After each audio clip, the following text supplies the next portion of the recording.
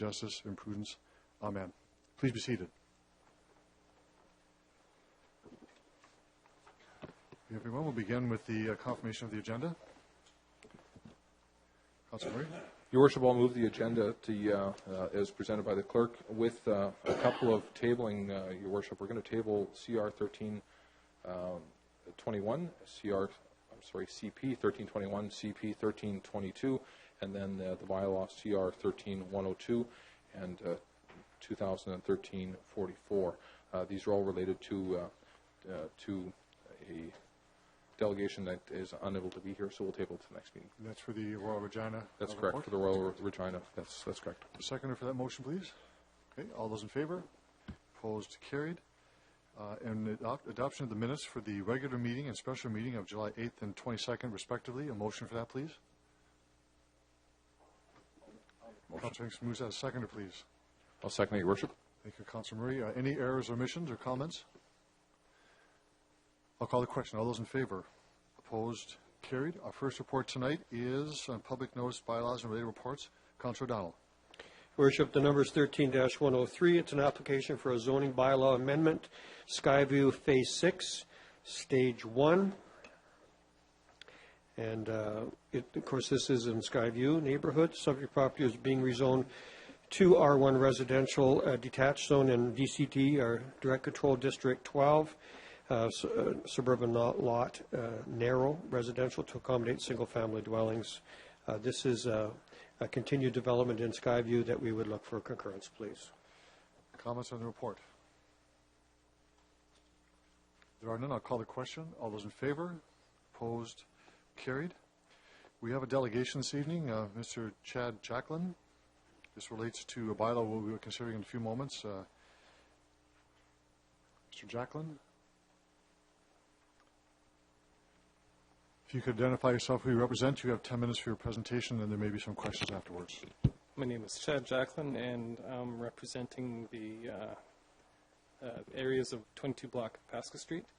I must apologize, I did not get, in my submission that I submitted on Thursday to the city clerk, I did not get the attachments, essentially just the letters that I refer to in my speech, and I've made copies, if I can distribute them. We'll get the clerk to pick those up.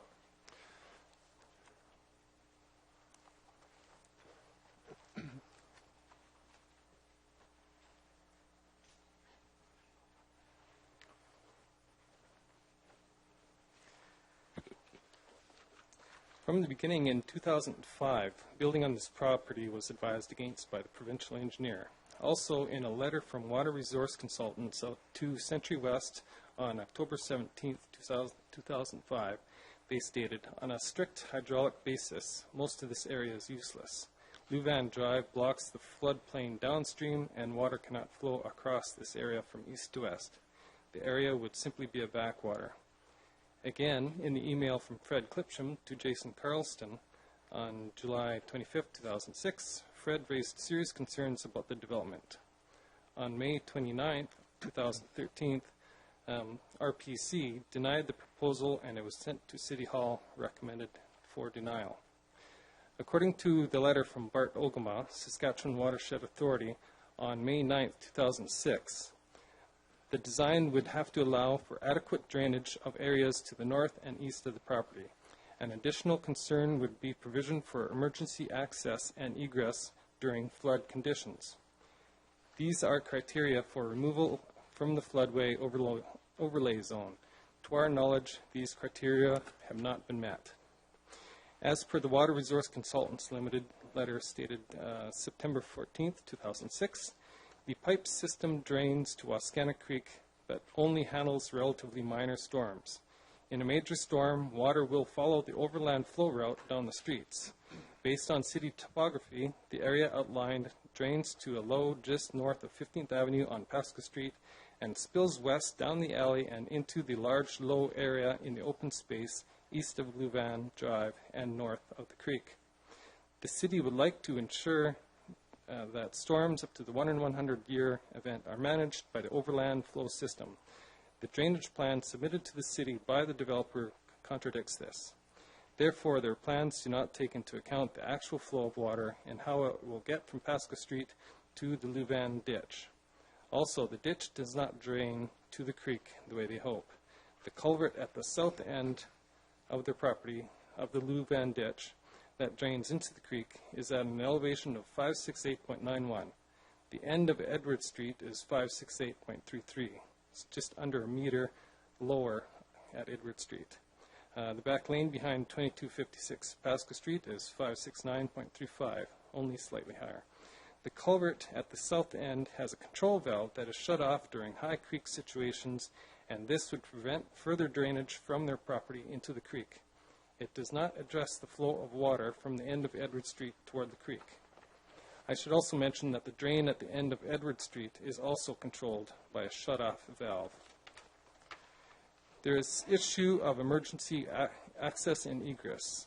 In the letter from Bart Ogama on May 18, 2007 to Century West Developments, he states, I note that in an extreme flood event, the Edward Street access to the parcel will be inundated by 1.8 meters of flood water, and that the entire pad would be surrounded by water.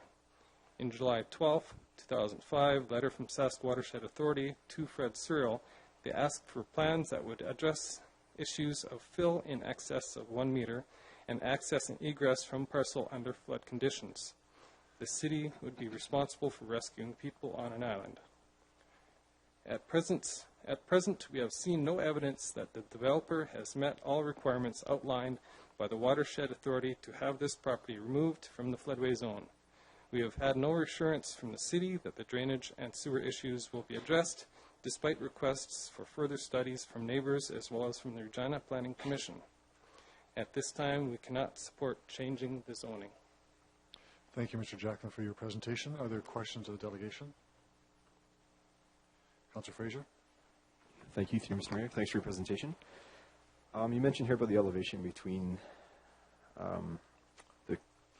sorry, I'm just seeing here, 568 point, or sorry, between the end of Edward Street and the ditch. Could you just explain exactly where on Edward Street you're talking about? Thanks. At the end of, like I said, at the end of Edward Street, there is a drain. It is in a low spot. It is controlled by a flood control valve, which may or may not be on, depending on the level of the creek. And it is also susceptible to clogging with any kind of debris and such. The only other means of draining this property is at the south end of the property, or essentially through the dike to the creek. There's a culvert there, also again susceptible to clogging. It is almost a meter higher than the Edward Street, which at that point, if in a flood condition, the water would be reaching the houses. Thanks. And how did you find that number? Did you folks come up with that yourself, or?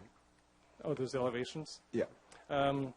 We have that from a surveyor, and it's also on elevations supplied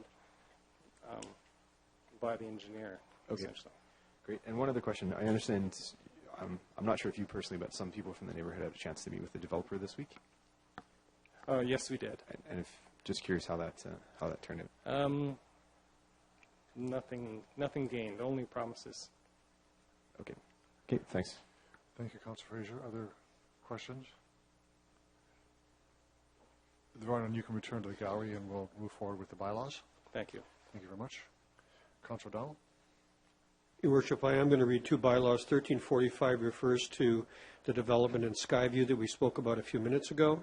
The second one is 1347, which refers to the Edward Street development, which was we just had a delegation on. I move, seconded by Councillor Flegel, that bylaws 1345 and 1347 be introduced and read a first time. All those in favor? Opposed? Carried. I move, seconded by Councillor Fendura, that bylaws 1345 and 1347 be read a second time. Any questions or comments? Madam Clerk. Thank you, Your Worship. For those present this evening, Council is about to consider two bylaws that required advertisement. The first one, as mentioned, is in relation to the Skyview, and the second one is in relation to 2220 Edward Street, and that's to change it from institutional to a contract zone. If there's anybody present this evening that would like to address Council on either of these two bylaws, please indicate your desire at this time. and I see someone there. Please. Okay. Mr. Rogers, if you identify yourself, who you represent, you have 10 minutes for your presentation and maybe questions afterwards. Thank you, Your Worship. My name is Doug Rogers. I'm with Terra Developments. I'm representing the developer here this evening. I only step forward now to report to Your Worship. Council on the July 8th meeting asked us to meet with the residents of the neighborhood. We did meet with them on Thursday, and that was to discuss only the possibility of an alternate access to be built. We listened to the community. We have not come up with a formal response to them, but I can tell you our response is that we are prepared to monitor the situation, and that the developer, undertakes to meet with the community and the city in a period of 3 to 5 years to, at that time, we feel we'll better be able to evaluate the need or the not need for any further access. Thank you for your statement. Any questions of the delegation? Councillor O'Donnell. Thanks, Mr. Rogers. So just on a related issue, when we were here at council before, we talked about some of the water issues, and they were commented on by the previous delegation. Do you stand by the comments and records that we had from council before, where water will in fact be able to flow away to the Louvain area? Your Worship, yes, we do. The plans and the drawings that will be submitted to City Regina building permit time will show that water should not be an issue for them. And can I ask one other question to that? And that is being reviewed by city staff, and they must see that it can handle it or not before we can advance? That's correct. Thank you. Thank you, Councillor O'Donnell. Thank you, Mr. Rogers. You can return to the gallery. Are there other speakers on either one of the bylaws? If you could come forward and just state your name, who you represent. Are you coming together, or? Okay, if you just identify yourself, who you represent, and you'll have 10 minutes for your presentation, maybe questions afterwards. Hi there, my name is Wanda Silzer, and I represent residents of the West Cathedral neighborhood. Good evening, Your Worship and City Council members. We have prepared a petition for the disapproval of proposed bylaw amendment for 2222 Edward Street. Whereas the City of Regina has admitted that there is work to do on an aging infrastructure in Cathedral, including upgrades to failing sewer system, disaggregation of storm and septic sewer systems, further flood prevention adjacent to Wascana Creek in a community development plan for Cathedral in 2009, Regina Development Plan Part J, Cathedral Area Neighborhood, May 22nd, 2009. And whereas many Cathedral residents adjacent to the proposed high-density apartment project have witnessed increased basement flooding due to surface flooding events, increased number of sewer backups costing residents tens of thousands of dollars in cleanup and reconstruction costs, and in some cases, residents are no longer able to insure their homes. Whereas the proposed project situated on a floodway as proposed is prohibited by the city bylaws, including the placement of infill on a floodway, Parts 9C 4.9.1, a zoning bylaw number 9250. New construction on a floodway, Part 9C 4.9.1B, zoning bylaw number 9250. The use of proposed mitigating measures to limit damage to neighboring property as a result of flooding, Part 9C 4.5.3, zoning bylaw number 9250. And finally, the placement of high-density housing project in an R1A residential neighborhood, which is also prohibited. Part 5A, use and development regulations, Table 1 or 5.1, table of land use, residential zone 2011 to 61, zoning bylaw number 9250. Whereas the City of Regina has proposed a contract zoning bylaw which council may, in approving the zoning contract, attach conditions, which in the opinion are necessary to ensure compatibility between the proposed development and surrounding land use. Part 9C 2.3 3.3 zoning bylaw 9250, which means that the land use needs to be consistent with Part 5A use and development regulations, which prohibits apartments in as R1A zoned residential neighborhood.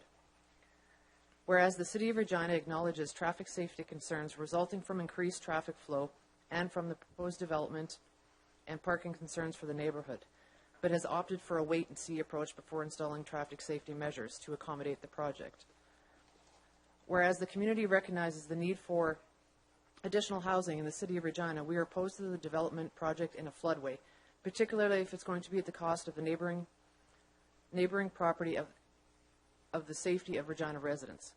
Placing a development on floodways is irresponsible, as the City of Calgary can attest to, and until such a time the City of Regina upgrades the infrastructure in Cathedral, the project is not suitable and as proposed. We have got 260 signatures in a short amount of time for this petition in a week. And a lot of people in our area were adamantly opposed to it. And Gavin here can address that as well. Good evening, Your Worship, council members, staff, ladies and gentlemen. Thank you very much for letting us speak tonight. This is an important discussion for the community of West Cathedral. I actually took part and participated in the discussion around the project at the open house, the community meetings, the Regina Planning Commission meeting, and the City Council meeting of July 8th. Initially, I was uncertain how much opposition there was with respect to this project in my community, so I did a door-to-door kind of a survey, and I presented here at City Council on July 8th. Further to this, I felt that maybe we need a better gauge on how much support there is for the project as a community, so we put together a petition and circulated it and whatnot. As we all know, there's many challenges with respect to the opposition to this project as a whole, including safe access, traffic and safety concerns around drainage and capacity of the sewer trunk in our neighborhood. There have been plans in the city to try and fix some of the problems that currently exist, but the problems are still there today. What is proposed is the equivalent of 6 new city blocks and new demand added to the end of the sewer trunk. And as a result of this petition that was circulated between July 22nd and 28th, as Wanda has said, we have 260 individuals opposed to the rezoning of Parcel F in the floodway behind Sask Express, 4 in favor of the project as proposed, and 5 individuals who preferred not to vote, one of which was a City of Regina employee. The balance of the residents were either not home or didn't answer the door. We did prepare a map, and I don't know if you've got it. We've got copies of it if you'd like to see it. The residents east of Queen Street, there seems to be a lot of angst there in that they weren't advised of the project, or a lot of them weren't advised of the project. It was news to them that we had one. Many of the individuals who spoke to consider the rezoning of a floodway or any kind of housing development is probably unwise given what they're seeing on TV. And although these petitions were provided from across the city, the bulk of the 260 signatures come from the west end of Cathedral between Edward Street and Argyle Street. Just to get a sense of the level of support that exists south of the Wascana Creek, there was a row of houses on 17th Avenue that were also approached, and you can see the outcome there. The support there is there's no support there either. As the community most affected, I would recommend against rezoning, as there's a strong opposition to the project. There remains many concerns over traffic safety, fit within the neighborhood, parking, as well as concerns raised during the consultation phase at the Regina Planning Committee meeting. Thank you. Thank you very much for your joint presentation. Are the members of the council have questions? There are none. Thank you very much for your presentation. And we will continue on with our bylaw readings. So I think I read the second time, and I asked for any comments on the stage. Councillor Fraser. Thanks, you, Mr. Mayor. So one of the issues that came up at last council meeting when we were talking about this project was a report back from administration about hopefully being able to mitigate some of the existing drainage issues that are there for the folks at the end of Edward Street. I'm just wondering if we were to drag this out, I mean, we can have all 3 readings at this meeting. If we were to drag it out one more reading, would we have heard back from that yet, from that report yet? Ms. Harlech? Through you, Mr. Chairman, the report that's going with regards to the floodway and the sewer is going on August 8th to Public Works Committee. And our next council meeting, sorry, if somebody could... It is August 26th. Okay. Okay, thanks. Thank you, Councillor Fraser. Other comments? I'll call the question on second reading. All those in favor? Opposed? Carried. Councillor Dowell? I move, seconded by Councillor Hawkins, that Council hereby consents to bylaws 2013-45, 2013-47, going to a 3rd reading at this meeting. Comments or questions on this? All those in favor? Opposed? The bylaw does not pass. Would that be actually on both? You read both? I understand there's not consent on unanimous consent on 3rd reading. That's for both bylaws, though. Okay. So we'll consider these at the next sitting of City Council. A point of order, Your Worship.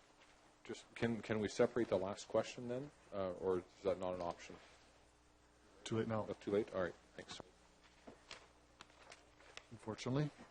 So we'll go to delegations and related reports. This will be on the 17th Avenue report. Michelle Cook. If you can identify yourself, who you represent. You have 10 minutes for your presentation, and there may be questions afterwards. My name is Michelle Cook. I am the owner of 2473 Wallace Street, a block away from the proposed apartment building. And I live at 436 19th Avenue, which is in the same planning area. If I may be permitted just a slight deviation from protocol, I want to add that I'm a member of the Assiniboia Place and Arnheim Place Residents Association. I have grave concerns for my neighborhood if this proposal is approved. The proposed 4-story building is completely out of scale with the surrounding 1, 1.5, and 2-story, both old and new homes in the area. A building of this size would rise above the tree height to dominate and overwhelm the neighborhood, literally overshadowing the adjacent homes and destroying the privacy of others nearby. Recently, my area has been experiencing revitalization. Residents have restored and rejuvenated older homes. Owners have replaced old houses with new, and developers have added pockets of 1-story, 2-story duplex and townhouse homes. These developments are welcome because they are in keeping with the scale and character of the neighborhood. Allowing a structure of this height sets a design and zoning precedent which will foreseeably produce a cascade of negative effects. Adjacent property values will decline. Nearby owners will not invest in upgrading because they will not see a return on their investment. Previously owner-occupied houses will become rental housing, which will be allowed to decline until developers see an opportunity to buy a group of them and replace them with an equally tall or taller building. Spot rezoning of the type requested here will produce these same effects in places throughout the area, thus destroying the fabric of a vital neighborhood. At the present time, my neighborhood is a zone of entry-level housing, which is badly needed in the city. Encouraging the deterioration of this housing stock by allowing inappropriate rezoning should be rejected. 2-story apartment buildings, duplexes, triplexes, townhouses, and basement suites in new houses are all ways to increase population density while preserving the character and integrity of the neighborhood and allowing it to flourish. Larger and taller apartment buildings need to be confined to major transportation corridors. Thank you. Thank you, Ms. Cook, for your presentation. Questions of the delegation? There are none. Thank you very much for your presentation. And move on to our next delegation. Wilma Staff. Ms. Staff, you could identify yourself, who you represent, and as you well know, 10 minutes for your presentation, there may be questions afterwards. Thank you, Your Worship.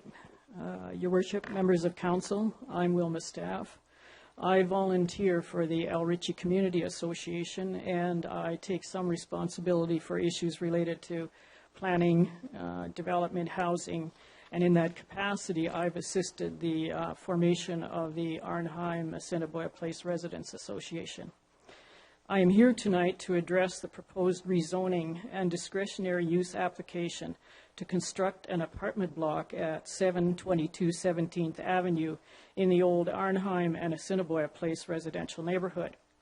I support the Planning Department's recommendation of denial, as I am opposed to both the discretionary use in order to accommodate an apartment block on the property and the proposed rezoning to R4A residential infill from R3 older residential neighborhood. The proposed development of a 4-story apartment block at 722 17th Avenue that will require a rezoning of the property is not only unacceptable and inappropriate for this neighborhood, it offends several of the policies in the Regina Development Plan. Namely, Section 7.1H of Part A states that one of the housing objectives of the plan is to ensure that residential development and redevelopment is compatible with adjacent residential and non-residential development. 7.14, higher density housing adjacent to major arterial streets. That the city shall establish criteria to facilitate residential intensification along and adjacent to selected major arterial streets in the city. B, that the city shall ensure that higher density residential development along major arterial streets is compatible with the overall urban street design and will not impair general traffic.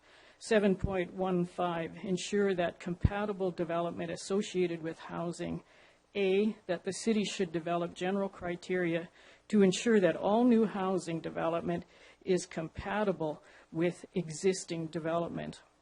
In order to make this apartment block fit, the City of Regina is being asked to rezone the property, relax the existing permitted height of 11 meters or 36 feet to 11.6 meters or about 37.5 feet, and reach into the discretionary use category in the R4A zone to make it work. To support my contention of an objectionable reach through the zoning bylaw into a discretionary use category and a spot zoning that will facilitate the apartment block development, here referenced are the Regina Development Plan objectives for the R3 older residential neighborhood and the R6 residential multi-housing zone, the only zone where low-rise apartments are a permitted use. The R6 zone objective is to encourage higher density housing and mixed-use development along major arterial streets, whereas the R3 zone objective is to ensure that residential development and redevelopment is compatible with adjacent residential and non-residential developments and encourage the maintenance, conservation, and renewal of existing housing. In terms of the apartment block, I cannot imagine a less appealing northern edifice. Moreover, this 4-story building will block the sunlight from the property to the north, a serious issue that prompted the Planning Department to undertake a sun shadow impact assessment. I view the advancement by the developer of this proposed prohibited development in an R3 older residential neighborhood zone that will require a rezoning of the property and debase the built character of the neighborhood, as well as offend the Regina Development Plan policies, as somewhat underhanded. For when questioned about the zoning on the property by a member of the Regina Planning Commission, they admitted they were well aware of the zoning on that property, and therefore the permitted and discretionary uses. They have also promoted this development as affordable rental housing, and said at the Regina Planning Commission meeting it would be a seniors complex, restricted to those 55 and older. In response to a question as to how that restriction would come about, they responded through the establishment of an association. As pointed out at that meeting, associations are required for condominiums, not affordable rental housing developments. So, Is this development affordable rental housing or a condominium? My focus and the mandate of the Arnheim and Assiniboia Place Residents Association is to protect the integrity of the neighborhood by opposing incompatible development and promote development that will rejuvenate and enhance the existing neighborhood. I feel a solution can be found that will facilitate the development of the property, yet not bring into play incompatible uses. Moreover, I believe the Residents Association would be willing to work with the Planning Department and the developer to try and find a configuration of housing units that will fit into the neighborhood and comply with the intent of the R3 zone. This zone is intended to provide for the conservation of older inner-city neighborhoods that have developed over time as a mixture of duplexes and triplexes. It is also intended to provide for flexibility in building and site design in locations where residential development or redevelopment is desired at a modern intensity. The Regina Development Plan and zoning regulations are not guidelines. These documents are bylaws.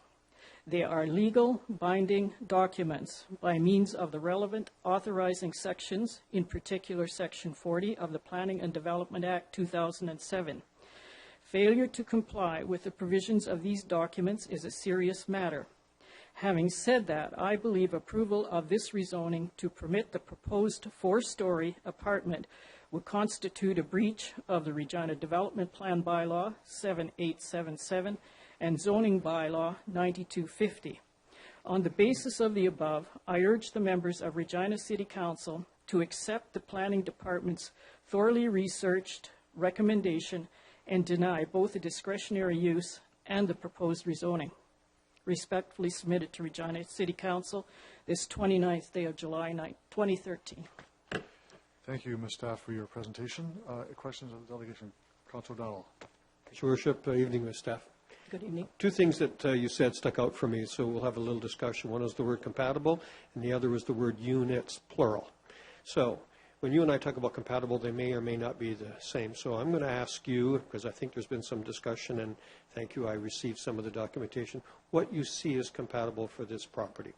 And if you wouldn't mind first, would you describe what's on the property and the direction it faces? Okay. Through you, Your Worship.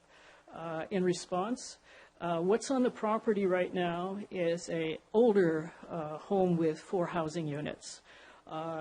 Some are rented, I believe. That particular house faces south. The other part of the property that would be to the west of that house is vacant.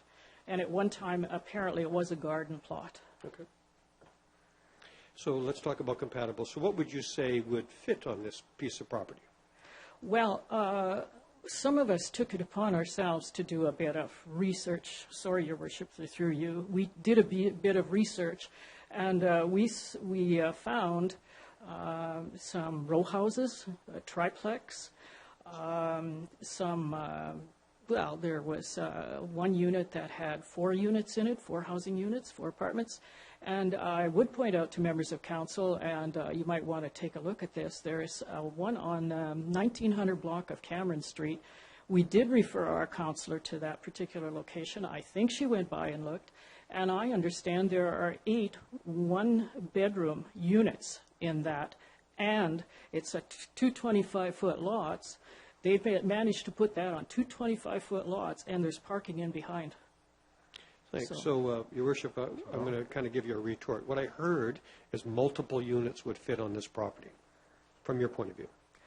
Yes, Your Worship. I believe there's a way of doing it. I believe that you can put a multiple unit on this property. Now, you're going to have a significant relaxation, not a relaxation of the zoning bylaw. I think you're going to have to use something like contract zoning. I realize this is something the planning department should talk about. I mean, I understand this stuff, but they're the technicians. They're the people that are the experts. Right. And so if I also considered, Your Worship, just I think it's on 17th Avenue. I should have. Anyway, there's a row houses just in the area already that kind of fit, although this would face south, they face north, and there are, I forget, 5, I went and looked at 5 units or 6 units, and they condos. So they could be like, I'll call them townhouse style. So in other words, you're not looking for necessarily low. It could have some height to it, I'll call it. Am I correct in my assessment? Through you, Your Worship, yes, that's true. 2 stories, it would fit there easily. And can I just say something else? The consultant that did the comprehensive housing strategy did suggest that from here on in, the city should look at putting secondary suites in triplexes, duplexes, and fourplexes. Right now, they're only allowed in single-family dwellings. So you could intensify that way, too. Good. Thanks very much. Thank you, Councillor Dowell. I thought you were putting a pitch for a new proposal on the site. Thank you. Any other questions of the delegation? There are none. Thank you very much. You can return to the gallery, and we'll move on to our next delegation, Brett Ackerman. Mr. Ackerman, if you could identify yourself, who you represent, and you have 10 minutes for your presentation as well. Members of council may have questions afterwards. Okay, perfect. My name is Brett Ackerman, and I'm representing Almond Homes and Realty Limited. I'm here this evening to present to you our proposal for a 9-suite, 55-plus apartment building located at 722 17th Avenue. We purchased this century-old 4-suite multifamily building this year with the vision of tearing down the building in need of repairs and constructing a 9-suite, 55-plus seniors rental housing apartment. In drafting up our design, we looked at several different options in order to achieve this. We looked at doing an underground parkade with 3 stories above grade. However, there was not enough turning radius to achieve the 1 parking stall per unit requirement. We then looked at doing 3 stories with outside parking stalls, but once again ran into issues for parking from Atkinson Street, as well as the alley would not give the required access to garbage and recycling containers, as well as needing to cut the sidewalk too close to the corner of the street. Our next option was to create 4 stories, with the main floor having 5 garage stalls facing 17th Avenue and 4 stalls facing the rear alley. This design allowed us to have 1 visitor stall behind each parking garage, thus allowing us not to congest the street. We felt this would be the best design. We felt this since this would be the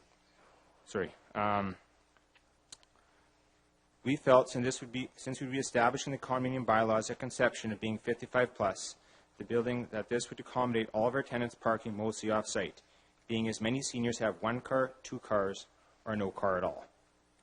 The side yards of our building to the adjacent neighbor to the north are proposed at 9'6".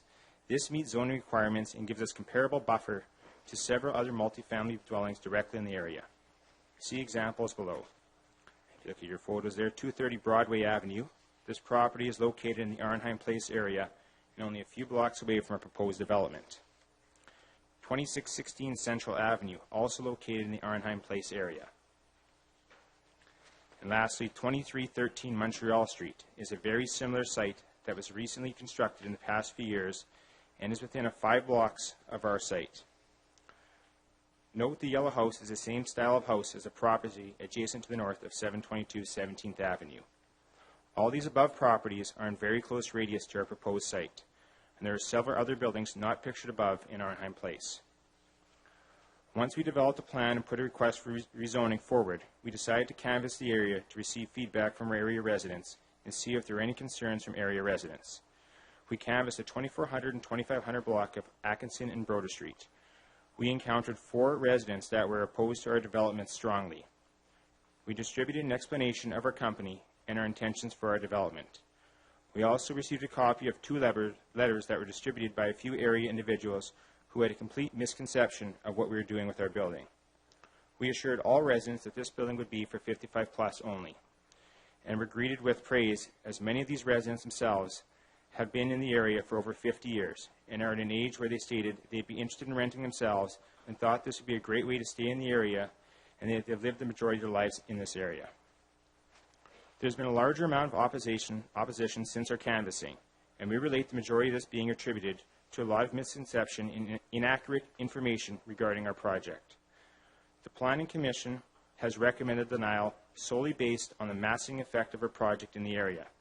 There needs to be consideration of recently approved projects of 331 17th Avenue and 2313 Montreal Street that had similar mass of our project in close proximity to our location. Both these buildings have a larger mass than 2 single-family homes with garages would provide. However, they were recently approved by Council and have blended in nicely with the surrounding houses. The proposed height of 37'6" can be reduced. The current zoning allows for 36 feet as of today. We added decorative peaks to try and make our building look more attractive than the typical four-wall apartment building with a flat roof. We would be willing and be able to reduce our height down below the current maximum of 36 feet and remove the decorative peaks so that there is just a flat style roof as traditionally seen on many 1960 and 1970 era buildings. The current building on the property is 32 feet tall. This building will only be 10% taller than the existing building on this site. Real estate in Regina is expensive, and we're all aware of this. Dilapidated or not, it's expensive to buy any piece of property.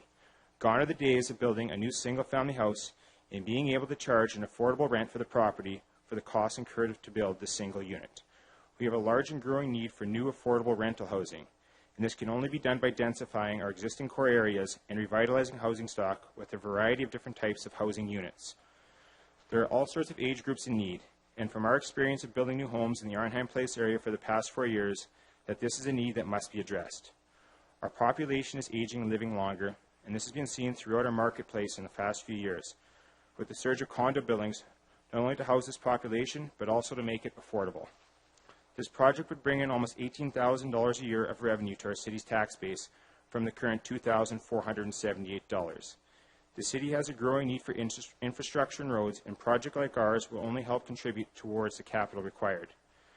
In closing, I'd like to once again state to Council this project is for a 9-suite, 55-plus affordable senior rental housing project in a needed inner-city area that will be replacing a 100-year-old, 4-unit, dilapidated multifamily dwelling that brings much-needed new construction rental stock to our city.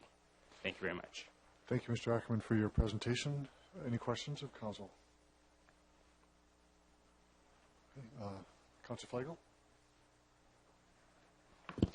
Thank you, and thank you for your presentation. The denial was put forward, and you mentioned it about massing.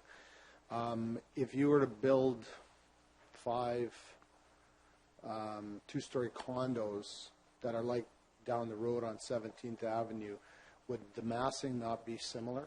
It'd be the exact same footprint of what we propose, possibly even a little bit longer. A little bit longer. And height-wise would be about the same if you've made the slight changes that you were talking about? I'd say it would be within 5 feet, 4 to 5 feet. Of height? Yes. Okay. Because typically a lot of townhouses have a peak roof, or we have a flat roof design. You have a flat roof.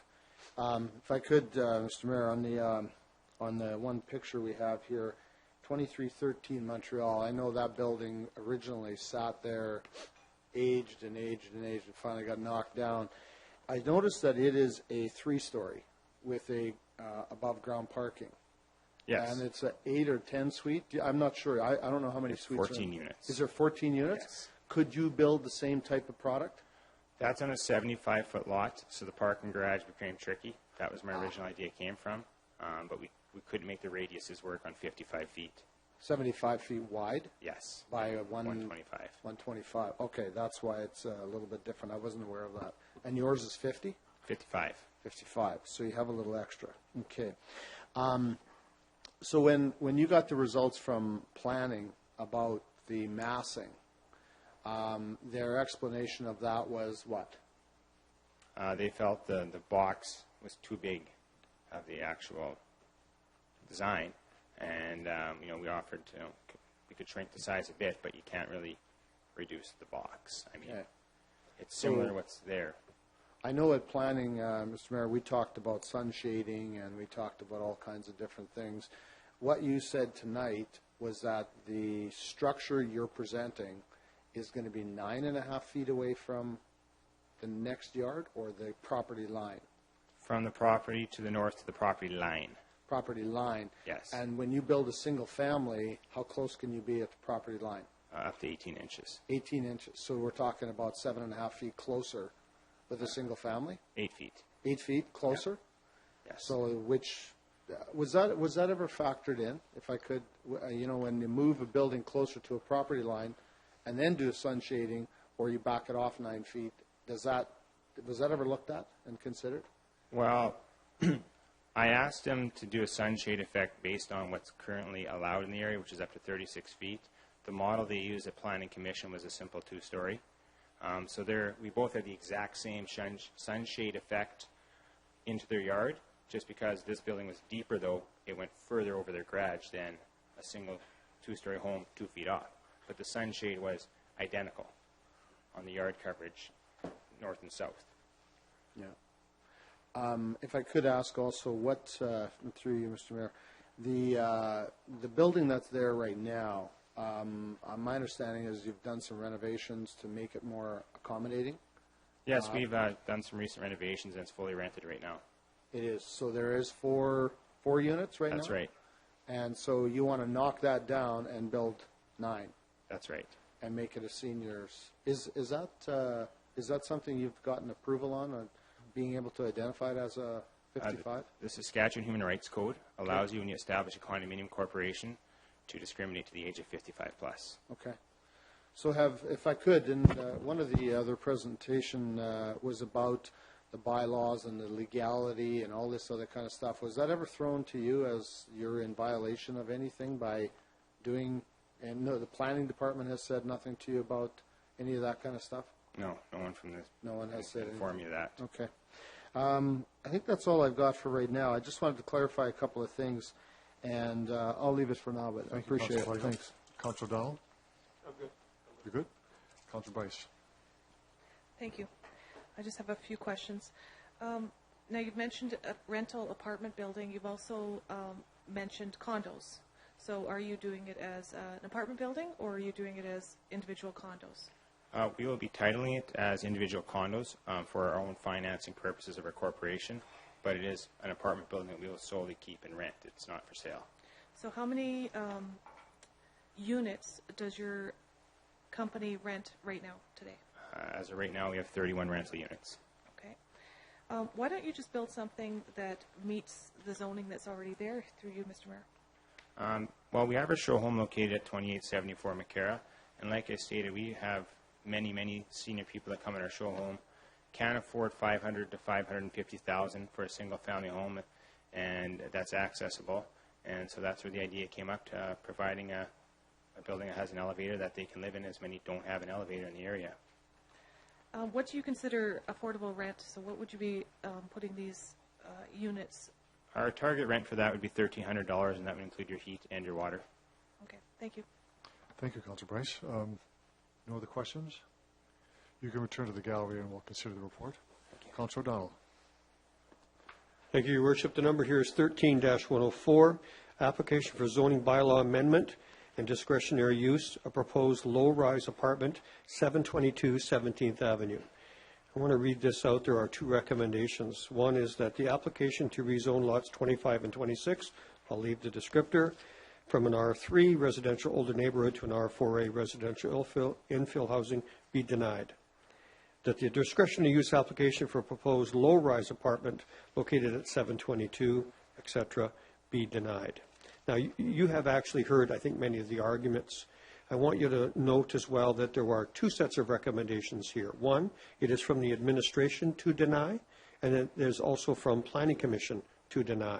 So you have to understand that there was a discussion on the floor of Planning Commission, and if I remember correctly, it was unanimous, I believe. It wasn't unanimous quite. So, couldn't remember that, sorry. How many times have I stood here and said, I'm against an infill housing development? That doesn't happen very often. In this case, I am. We talked about massing, we talked about the configuration, talked about the way that the parking sits and so on. I just don't think this fits in. And with Planning Commission and on a personal level, I recommend that we deny this application. Thank you, Councilor O'Donnell. Other speakers on this report? Councilor Flagel. Thank you. I was one of them that was actually in favor of the proposal, simply for the fact that there is it didn't seem like there was many things other than low bungalows that were going to make it work properly for this neighborhood. I talked to some of the residents after, and one lady came to me and she said, I wouldn't even want a two-story built there because somebody's going to look into my backyard. And she lived 6 houses away. So, whatever we build in these particular areas, there is condos down the street. five units. They do not devalue the properties around. They're $365,000 to buy. The other houses in the area vary anywhere from $200,000 to $450,000 because there's some brand new infills in there. It is a great place. We always talk about infill. We always talk about putting and keeping our residents in the neighborhoods that they want to stay in. This is a good opportunity for them to do that because they can get into a rental, sell their house for $250,000, $300,000, live on the revenue that they've made from their home, have an elevator, have parking covered. They meet all the requirements of parking. They meet all the requirements of everything else except administration said massing. Well, when you put two buildings side by side facing Atkinson Street on 25-foot lots, you, according to the developer and others, you have the same blockage of sun, you have the same footprint of building. All we've done is we've made those 2 yards instead of for 9 people to stay in the area. If the developer is saying what is a fact, and I'm sure other people would admit that they would like to stay in the area and rent a place so that they can maybe go away to Phoenix or wherever, Florida for 4 or 5 months and leave their place and feel safe and comfortable as opposed to leaving their house, then they can sell their house and move into one of these places here for what the developer says is $1,300 a month. I know it's not a low income. I know it's not what we consider what we'd say affordable, but there is a need for this type of product, especially in an existing older area. And that was one of the reasons why I looked at it. There is Montreal Street, there is Central Avenue, there is Francis Street, there is Rothwell Crescent. I mean, they're all within a mile. You have Broadway Terrace, which is a seniors complex. You have the building, the Lutheran building next door. I don't know what it's called, the new one that they're renovating. There's a whole raft of people in there. There's another building, I think it's on Toronto Street, similar to the Montreal. They all fit because people want to stay in the area, and the general hospital is close by if there's still people that want to work at 55 plus, which a lot of us do. A lot of you guys do, and a couple of you guys on council here. So, but there's just a good fit, and if there's a way that maybe it doesn't quite optically look like it fits, it has a good feel about it, and there may be some of the residents that live in these houses today will move into them in 3 to 4 to 5 years. Who knows? We don't know. We don't know where we're going to be in the next 6 months even. So I think it's a good thing, and I'd like to see a denial of what's going on so that this project could possibly move forward. And if they have to tweak it a bit, like the developer said, he'd lower it by 3 feet, then you know what? Then it fits. So I'd like you to reconsider the denial. Thank you. Thank you, Councillor Flagel. Councillor Murray? Thanks, Your Worship. I guess Councillor Flagel and I have a bit of an agreement on that one. I do like the idea of seeing development within our older neighborhoods. This whole fear of having something really tall next to me, for the last 21 years, the single-family home that was adjacent to us has been rented out to 3 different families because it's actually 3-story and has 3 families in it. So I've never really worried about what I did in my yard, but I'm not sure what other people do in their yard to be worried somebody's going to look in. But frankly, that is something called CEPTED, crime prevention through environmental design. When people have their eyes on your neighborhood, on your property, and on your street, it means that criminal activity doesn't occur. So that doesn't really carry a lot of water for me personally. So somebody can see in your yard. Unless you're doing something that you ought not to be doing, guess what? It's probably okay. For developers come forward and said he would make some changes and amendments and he would modify his original plan, and he obviously spent a lot of time talking to the neighborhood. I agree with that. I think that's this guy's trying hard. They're trying to make this thing work. Your Worship, I'm really not in favor of denying this. In fact, I probably will find myself wanting to vote against the recommendations before us because I'd like to see a development like this. That neighborhood is only, or actually my sister-in-law is only a couple blocks away. I'm familiar with the neighborhood. I'm very familiar with the old house that's been sitting there for 100 years.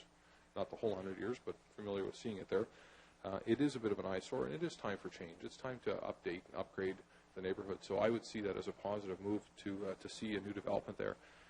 And like we often hear, oh, it's going to lower my property values, oh, it's going to make things worse, and all the concerns. And I appreciate those are valid concerns.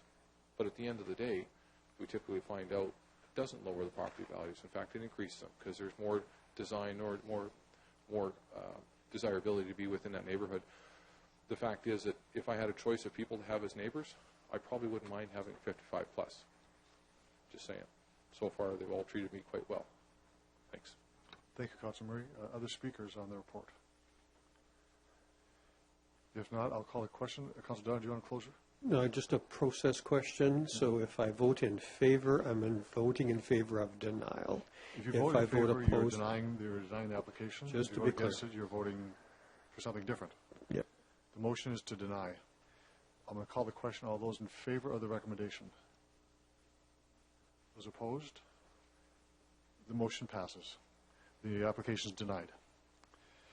Thank you very much to the delegations. For this, move on to next report. Now, you're tabling all the reports and communications for the Regina Golf Club. So we'll move to CM 13-3 Indoor Skateboard Park. A motion for that, please. I'll move that, Your Worship. Councilor Murray, you have a seconder, please? Okay. Any comments on the report? This is on the Indoor Skateboard Park. Comments? Councilor Fraser? Thank you, Mr. Mayor. Yeah, I appreciate this report coming back to council. I've had a chance to speak with some of the people who haven't been involved in this project for a long time, and understandably, it's a hot market right now, so it's hard to find something within the same price range as the building that we're occupying. I'm hoping, I understand this is a receive and file, so the recommendation is that they work with Skate Regina to identify suitable locations and other funding arrangements. So it's continue to do the work. Great. Okay. That's just my thought. That I think that's important. And there might be some piece out there that would be the right fit. It's quite a big space they have right now. I almost wonder too if potentially there could be a way to move forward with this that might be a lesser space than they have right now, but within the same price range. So I'm hoping we can keep our eyes open. Thanks. Thank you, Councilor Fraser. Councilor Bryce. Thank you. I see that Winnipeg has 2 indoor skate parks, one by the YMCA and the other by another group. Do we have any groups here in Regina that have a skateboard park open already that they can use? Good. Through your worship.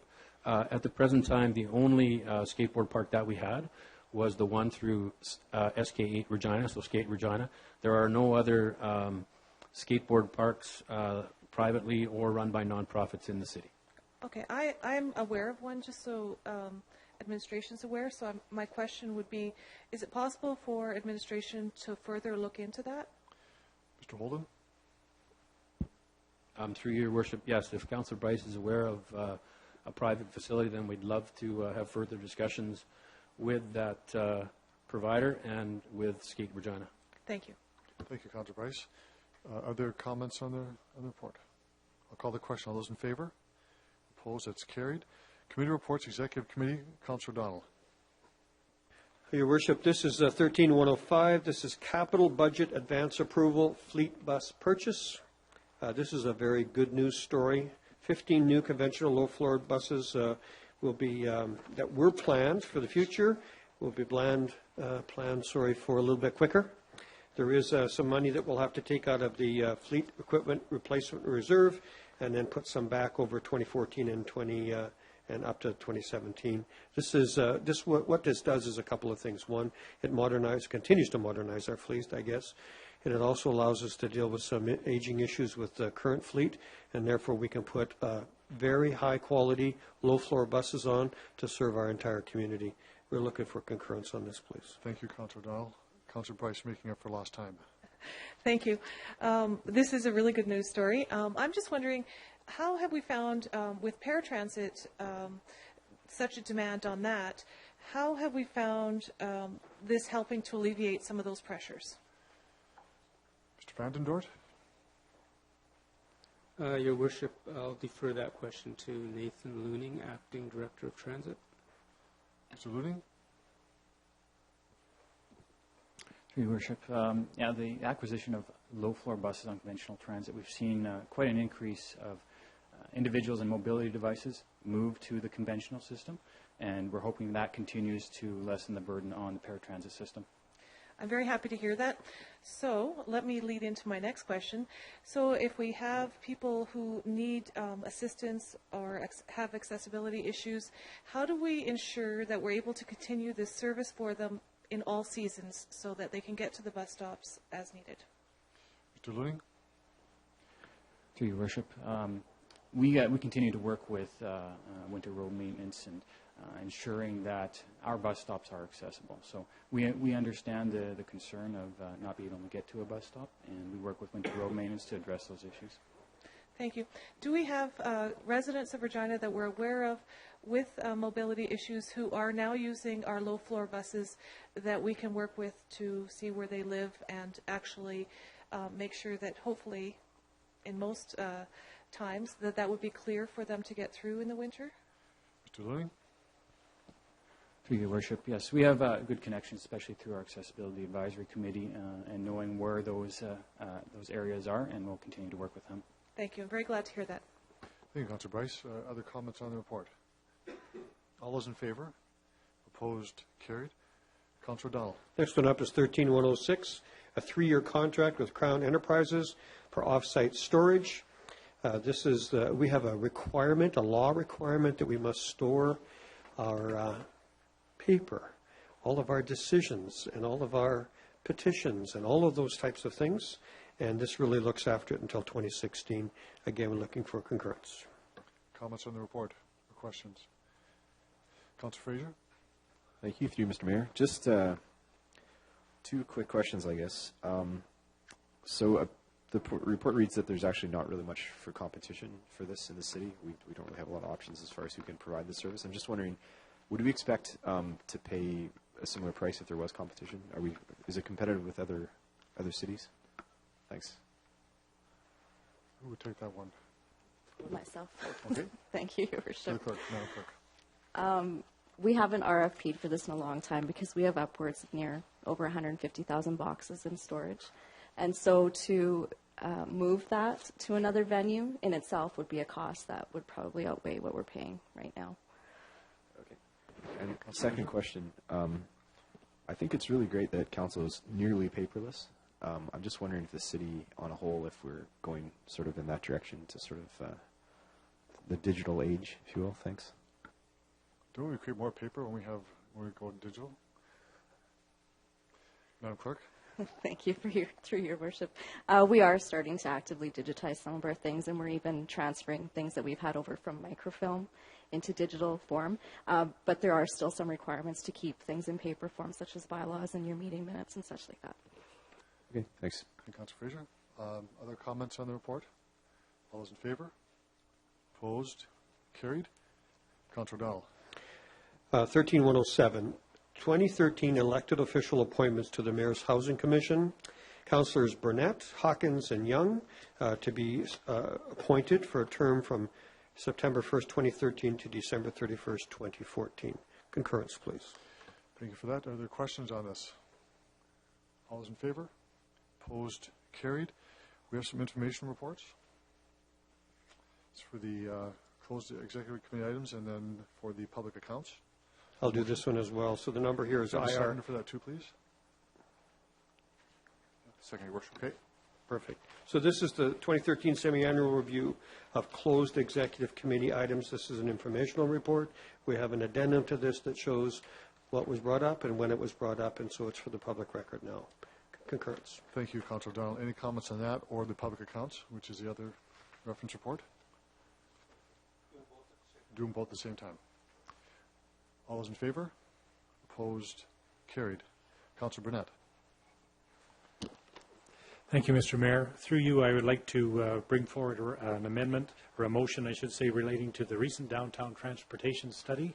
A second for that, please. I'll Councillor second Hawkins that. does it? Okay. Thank you. Do you want? I'll read the resolution.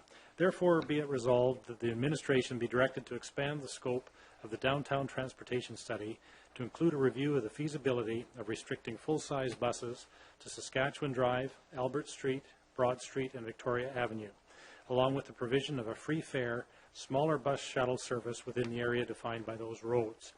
Be it further resolved that recommendations related to the above form part of the DTS downtown transportation study report to City Council in November of 2013.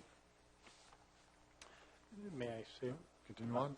If I may, just a little background information on the background for the motion, that I sit as a representative on the Regina Downtown Business Improvement District, and over the last month and a half, the Regina BID has organized a number of meetings with all the shop owners, the retailers, as well as the property managers. They're in the 2-block radius down 11th Avenue because they have raised, I would say, serious concerns about the proposed recommendations that the transportation study has talked about regarding 11th Avenue. And probably just sort of a summary of some of their concerns. First and probably foremost is the issue around congestion. Not only vehicular congestion with moving the cars up and down the street, but they've assessed that part of the recommendation of the new transportation study would be 8 new bus shelters put on the sidewalks. Our sidewalks right now are extremely narrow in that downtown area, so by putting in these shelters, it restricts the pedestrian walkway to less than 6 feet. And their view is that that's very tight, very tight. And they'd also recommend that if we are looking at the downtown shelters, to put in new shelters, that we should be looking at a more upgraded shelter that has heating and lighting and benches for people to sit in. Part of the congestion problem, too, arises out of access into the back lanes and the parkades in that 2-block area. That 3 of the banks were represented at these stakeholder meetings, the Royal Bank, the CIBC, and the Bank of Montreal, and they identified that they have upwards of 15 armored car deliveries per day trying to get into the back lane to service their facility. And right now they're finding that many of their vehicles are trapped inside the back lane, can't get out.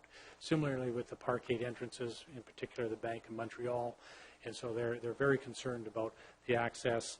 The other area comes into the whole issue of because of the enhanced number of buses that will be using 11th Avenue, is the issue of loitering as well as where the people will go, that a number of the property management people that are in the Connexus building, the Bank of Montreal, across at the Cornwall Centre, Havoc, the new Lululemon, all have to have increased their level of security just to monitor, maintain the maintenance of folks standing inside the area. So a lot of the concerns, I think, are real. They've raised these issues, so I don't think the solution that we have on the table today of utilizing 11th Avenue as the recommended choice is the right one.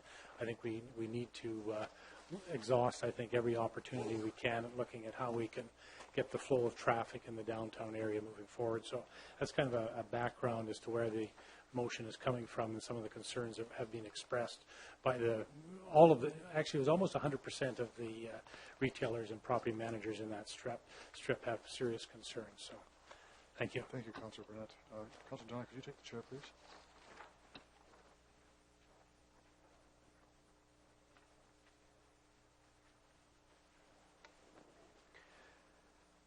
Your Worship.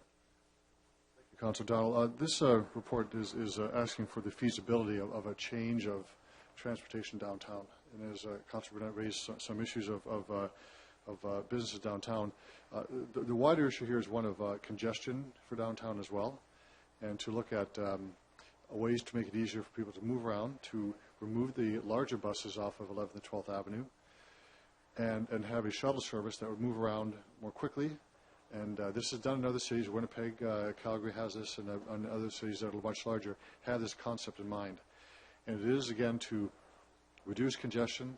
It would hopefully enhance some parking on both streets, which would also, I think, make other people happy, and would just remove the congestion. So the idea would be to, again, not have larger buses within the Market Square area. They would not enter between Albert and Broad Street, Saskatchewan Drive, and Victoria Avenue. The main way to get into the mall, of course, would be from Saskatchewan Drive, which is the main entrance for those to get there. So this isn't to say we're going to do it. This is to say, is it possible to do it? Is it feasible to do it? I don't know the answer to that. I know Councillor Burnett doesn't either, and likely we don't either. But it is. I know Councillor Murray said he does, so we'll wait for him to speak next time. But just to get an understanding whether it works or not. And the idea would be to have a free shuttle service, and perhaps we can have some partnerships on that one for that to be not on the backs of taxpayers, but perhaps the business community could look at that as well. So what we're looking for is concurrence to evaluate the concept of this happening in this form as described, or some variation that would, again, alleviate some of the congestion downtown and some of the concerns that Councilor Burnett raised of where do you put these bus shelters. Nothing's ever perfect, but it is causing some stress downtown, and this is added upon the changes we're making downtown. So I'd ask members of council to please approve the motion to undertake a study that we'll be back here this fall and the feasibility of the idea. Thank you.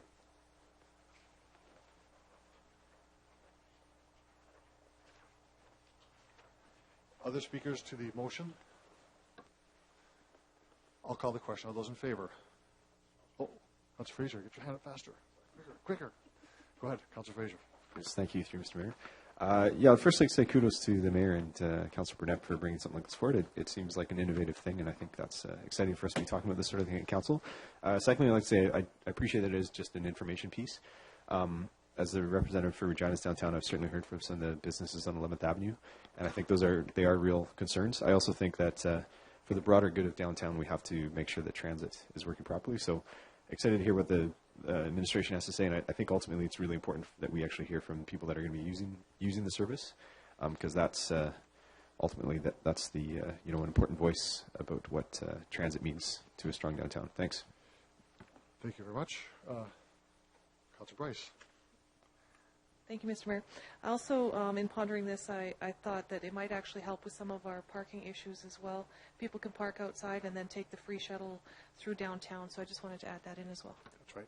Good point. Other speakers? I'll call the question. All those in favor? Opposed? Carried. We'll move down to bylaws and related reports. Councilor Flagel, you're on for community service fees and charges.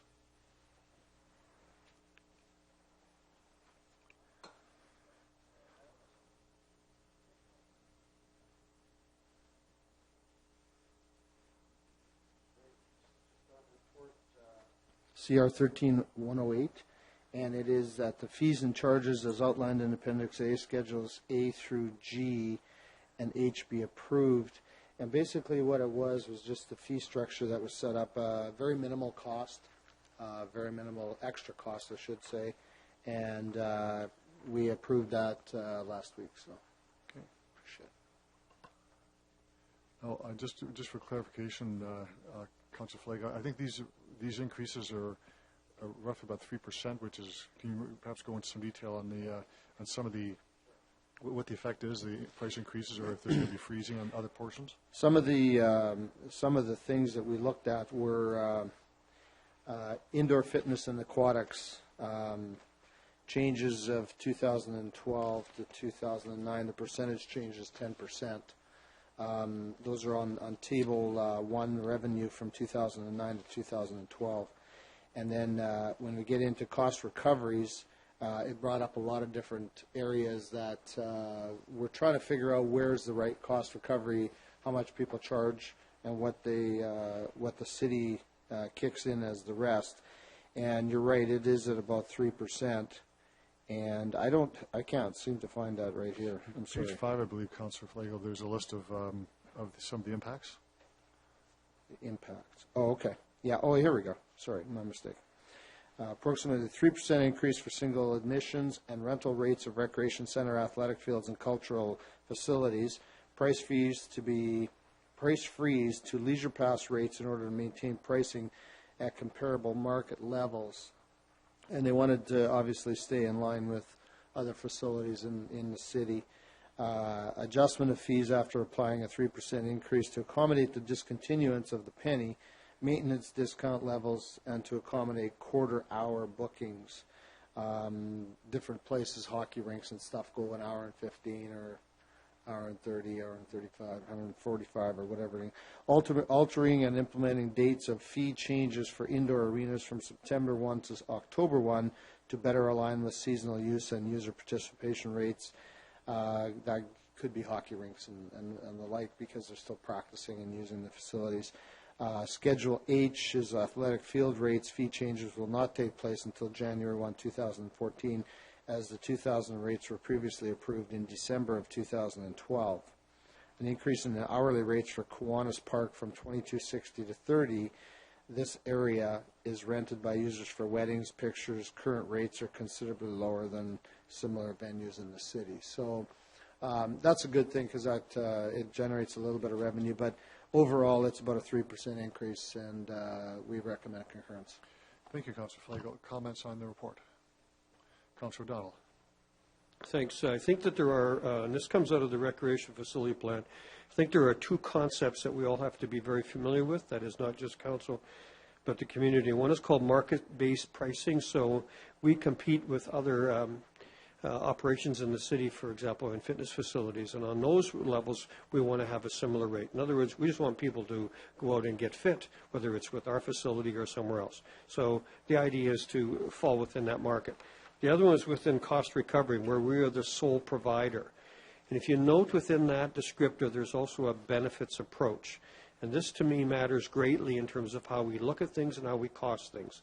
In other words, where we are the sole provider and where we want to get kids involved, for example, or we want to get seniors involved, then there's a pricing that we must come up with where it, in fact, does not discourage, but, in fact, encourages them. So just to be aware of the concepts, and I think that's some of those discussions that we will continue to have in the future when we look at pricing on any service that we provide. Thank you, Councillor O'Donnell. Other questions or comments? All those in favor? Opposed? Carried. We'll move to Report 109. Councillor O'Donnell. That's right. This is 13109. It's called Interim Extra Municipal Servicing Policy and Fee Structure. I emphasize the word interim, but this is a change in terms of how we cost out fees for services that go with outside of our border. So I'm going to read something here. Recommendations toward the provision of services to residential developments outside of the city limits have been changed. The requests, of course, we keep getting more of them in, and that there is a whole procedure as to how we do that, and that's laid out in here. The basic notion, and of course I'm looking for it because I want to just be able to describe it a little bit better than what I can do off the top of my head, and I'm not finding it. So I'll say it this way. This can't cost the city money. We have to take a long-term view of when we provide those services and what it costs. And so that's why there's a change, and it is a defensible policy in terms of what it costs our city residents to get services and what it would cost for us to do outside of the city. Looking for concurrence, Your Honor. Okay, Councillor O'Donnell, you would be also referring to the fact that it's cost recovery, but it's also recovery for investment in the future for repairs of this infrastructure over time as well. Right. Any other comments on this report? All those in favor? Opposed? That's carried. Councillor O'Donnell? So we'll move to 13110, Housing Incentive Policy Revisions to the current policy. Key ingredient here is that an increase in the maximum yearly expenditure from the Social Development Reserve go from $2.2 million to $2.5 million effective 2014 be approved. And the downtown residential tax incentive policy be revised to cap tax incentives at $7,500 per unit to match the maximum tax incentive allowed under the Regina Housing Incentives Program Warehouse District. Looking for concurrence, please. Comments on this report? Councillor Fraser. Thank you, through Mr. Mayor. Just a couple quick questions for administration. The report makes mention of our accessibility code right now that we strive for at least 5% of multi-unit buildings to be units to be accessible. Just wondering, I'm not sure if you're able to answer this because it's actually builders that would know this, I guess, but do we have an idea of what it actually costs to make a unit accessible? I mean, is it just a question of wider doors and higher counters and that sort of thing? Ms. Horlock, you want to try that one? Through you, Mr. Chairman. I don't have an exact figure. It's variable depending on the unit, if it's a one-bedroom, if it's a two-bedroom. Those types of requirements, I think we need to discuss more with the home builders when we're looking at the policies that are reflected in the strategy with respect to accessible housing units. Okay. My thought on that matter is if it's not prohibitively expensive, that we might do better than 5%. I mean, if it is a question of thousands, not tens of thousands of dollars per unit, that it might be something we would consider upping at some point. Okay. Question, you want to comment from the administration or? If you want to make a comment, that's fine or not. Ms. Horlock? Through you, Mr. Chairman. That's something that we'll look at when we look at the policy and any changes, and it'll be ultimately up to council if you'd like to change that. But I think that's something that we need to do more research on with respect to that specific policy within the comprehensive housing strategy. Okay, thank you. Another comments question, I guess, about the CMHC numbers. In this report, it mentions that our latest CMHC rental vacancy number is 1.9%, which is excellent news. We had projected that that wouldn't be for another 18 months, or wouldn't be at 2% for 18 months. I'm just wondering, how confident are we? I mean, I know the number is sort of potentially a bit of a clumsy number that doesn't take in all rental styles across the city. How confident are we that 1.9% is a real number? It doesn't reflect, like, I guess when I first saw it, I wonder if there's maybe some units that might be counted by CMHC, but they're not really online yet. Like they're empty because they've just been built and they're not full yet, or something like that. It's a big jump, having seen it sit at around 0.6, under 1% for nearly 5 years. So just wondering. Swalak? Through you, Mr. Chairman, I'll start and then I'll defer this to Ms. Barrett. But we're fairly confident in those numbers. They do not take into account all of the rentals because of their formula, but I might ask Ms. Barrett to give some additional comments with respect to that issue. Ms. Barrett? Thank you. Through you, Mr. Mayor. Just to echo Ms. Harlick's comments, I think the next 6 months will be an important gauge of how confident we are in that number. As we all know, that the number of rental units coming online has increased pretty dramatically in the past year or so. So I think once we see those units absorbed, we'll know whether that's a number that we feel confident or whether it will vary in the next 6 to 12 months. Okay, thank you. One final note. I think the tweaks we're doing to the downtown tax incentive for new builds, that's pointed in the right direction, and I'm also glad to see that it'll be referred to the Mayor's Housing Committee, as there's potentially still work to do. The change means that it'll now be up to $7,500 in tax release over 5 years. Just that can also apply. We might have some $1 million condos downtown, and we just need to consider if we need to be a little more specific about how that money is. Obviously, a tax break is the same as an expense for the city, so I'm excited to hear back from the Housing Committee about how that'll shape out. Thanks. Thank you, Councillor Fraser. Comments from anyone else? I'll call the question. All those in favor? Opposed? Carried. Bylaws, Councillor O'Donnell. Thank you, Worship. There are 3. 49 refers to an amendment to the condominium policy bylaw. 50 refers to an amendment, as we just discussed, to the community services fees. And 51 is a change to admin bylaw, sewer service bylaw, and Regina water bylaw, as we discussed under the extra municipal servicing policy and so on. So I read, I move, seconded by Councillor Bryce, the bylaws 2013-49, 50, and 51 be introduced and read a first time. All those in favor? Opposed? That's carried. I move, seconded by Councillor Murray, that bylaws 2013-49, 50, and 51 be read a second time. Comments on the report? All those in favor? Opposed? That's carried. I move, seconded by Councillor Fraser, that Council hereby consents to bylaws 2013-49, 50, 51, going to a third reading at this meeting. All those in favor? Opposed? It's carried unanimously. And finally, I move, seconded by Councillor Flagel, that bylaws 2013-49, 50, and 51 be read a third time. All those in favor? Opposed? Carried. I'll move adjournment. Motion to adjourn. Seconder? Second, Your Worship. All those in favor? Opposed? Carried. Thank you very much, everybody, and have a good night.